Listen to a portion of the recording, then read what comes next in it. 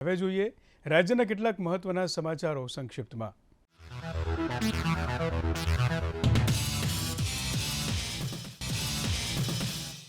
લોકસભા ચૂંટણી પહેલા ગુજરાતમાં ભાજપનો લોકસંપર્ક પૂરજોશમાં। મધ્યપ્રદેશના નાયબ મુખ્યમંત્રી રાજેન્દ્ર શુક્લાએ અંકલેશ્વર અને પનોલીમાં ઉદ્યોગકારો સાથે કર્યો સંવાદ। यहाँ लोकसभा भरूच के लोकसभा प्रबंध समिति कोर समिति के प्रमुख सदस्यों के साथ बैठक होना है। इसके बाद अंकलेश्वर फिर बड़ोदरा।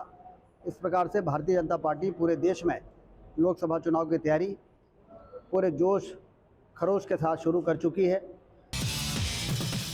મહેસાણા જિલ્લાના વિસનગર તાલુકાના ગણેશપુરા તરફ ગામે કરી 125માં સ્થાપના દિવસ વર્ષની ઉજવણી। 270 પરિવારોએ ચૂલા પ્રગટાવી કરી ગામ ઉજવણી। 110 વર્ષ પહેલા 35 જેટલા પાટીદાર કુટુંબોએ વસાવ્યું હતું ગામ। મહીસાગર જિલ્લામાં પાપા પગલી પ્રોજેક્ટ હેઠળ યોજાયો વાલીઓ સાથેનો સંવાદોત્સવ। જિલ્લા પંચાયત પ્રમુખ બાબુ પટેલના અધ્યક્ષસ્થાને કરાયું ભૂલકા મેળાનું આયોજન। શ્રેષ્ઠ પ્રદર્શન કરનારી આંગણવાડી બહેનોને અપાયા પુરસ્કાર। દ્વારકામાં પબુભા માણેક પરિવારના ઉપક્રમે યોજાયો 23મો સમૂહ લગ્નોત્સવ। 14 નવદંપતીએ પાડ્યા પ્રભુતામાં પગલાં।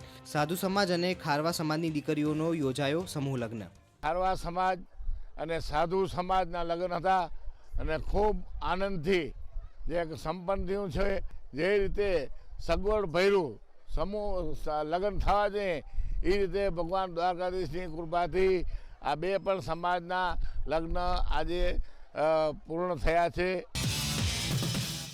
મણિપુરથી નીકળેલી રાહુલ ગાંધીની ન્યાય યાત્રા આવશે ગુજરાત। 10મી માર્ચે રાહુલ ગાંધીની ન્યાય યાત્રા પહોંચશે બારડોલી। પૂર્વ તૈયારીના ભાગરૂપે વિધાનસભા વિપક્ષ નેતા અમિત ચાવડાએ વલસાડમાં કરી કોંગ્રેસી કાર્યકર્તાઓની સાથે બેઠક। 10 તારીખે જ્યારે આ યાત્રા બારડોલી અને વ્યારા ખાતે આવવાની છે ત્યારે વલસાડ જિલ્લામાંથી પણ મોટી સંખ્યામાં કાર્યકરો એ દિવસે જોડાશે અને એ દિવસથી શરૂઆત કરીને ચૂંટણીનું પરિણામ ના આવે ત્યાં સુધી દરેક કાર્યકર કોંગ્રેસનો ઉમેદવાર છે ભાવનાથી લડશે, મહેનત કરશે ને પરિણામ મેળવશે। છોટાઉદેપુર જિલ્લાની જીવાદોરી સુખી ડેમમાં હાલ 65% પાણીનો જથ્થો। સુખી ડેમ 20,000 હેક્ટેયરથી વધુ વિસ્તારને પૂરું પાડે છે સિંચાઈનું પાણી। સિંચાઈનો વ્યાપ વધારવા રાજ્ય સરકાર કરશે નહેરોનું નવીનીકરણ। રૂપિયા 225 કરોડના ખર્ચે કરાશે નવીનીકરણ।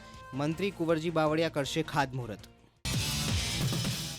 પ્લાસ્ટિક મુક્ત ગિરનાર થીમ પર જૂનાગઢની ભવનાથ તળેટીમાં યોજાઈ વોલ પેઇન્ટિંગ સ્પર્ધા। જૂનાગઢ શહેર જિલ્લાના 37 જેટલા આર્ટિસ્ટે લીધો ભાગ। મહાશિવરાત્રિમાં આવનાર ભક્તોને પ્લાસ્ટિક મુક્ત ગિરનાર બનાવવા સંદેશ આપવાની ચિત્રકારોની નેમ। વિજેતાઓને અપાશે ઇનામ।